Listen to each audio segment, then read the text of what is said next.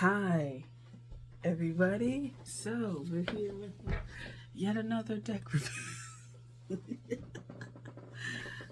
Okay, so this one is an Oracle deck. It's the Fallen Angel Oracle cards. Now, I'm not someone who really dabbles in a whole lot of stuff, and I was so hesitant about this damn deck because I mean it says Fallen Angels, so like what more can we like start from that.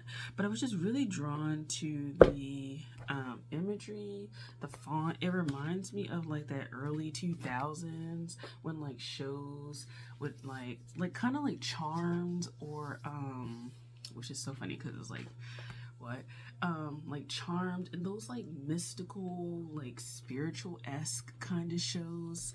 The font and stuff like that in this reminds me of that, and so I really wanted it, but then when I saw the title I was like just because mainly I don't follow any particular system, and so it's kind of like, well, I don't want to start. I don't want to start dabbling into stuff I don't know. I'm not someone who's like, you're gonna burn in hell, but I am someone who is, there are things out there that you may not want to work with or may not want to attract. However, I decided to get it because I just felt like it would be a good explanation for my necropolis, and I think that it would be something that would bring a lot of perspective and insight in the darker realms, and not necessarily negative entities and fighting all of them and stuff like that, but just I think lessons and stuff like that to learn about.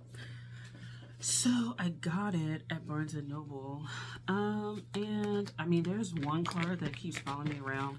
The explanations in the book themselves, it's not like devastating or anything like that. You really don't get that much. So if you were interested in looking, each thing up further, then you're welcome to do that because you only get like half the page and then this little like block, right? So it's not comprehensive. It's just a little pocket. It does have a few.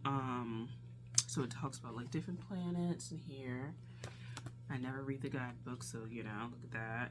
They talk about the gender of the angels, the fallen angels, the origins of the cards, things like that. And so you can kind of get where they're coming from. This person specifically is interested, I think, in this fairies and stuff like that. So Nigel Suckling, that's the person, is a respected author writing in the mind, body, spirit, and fantasy art realms. Makes sense. His books include those on angels, werewolves, fairies, vampires, witches, and unicorns, based in Kent, UK. So yeah, essentially that's what you get with it. I feel like I like it. I feel like if you even if you want to do like the Woodland Wardens, wow, I'm bringing that up. So this might be a deck combo of like moral of the story, X, Y, and Z, things like that. I think that this deck would be far more practical than anything. I've had the Demon Tarot.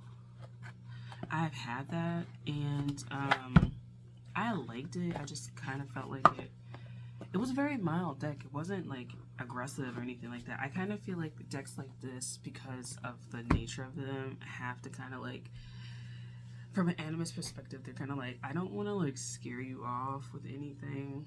So it tends to be ultra friendly as a result. And so this one hasn't been like, yeah. So I'm less like afraid. I think that it will offer a little bit of an insight and kind of like the pitfalls of mankind. So that's fine.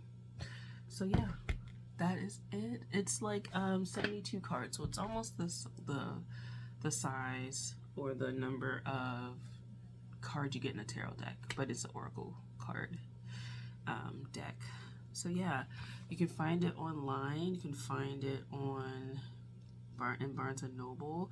It's Psycho Books, RylandPeters.com. So there's that if you want to see it. So yeah, that that's the deck. I'm excited to work with it. It's probably going to go into the Redemption readings and into the Necropolis readings. So stay tuned to those, and I'll see you in the next one. Bye.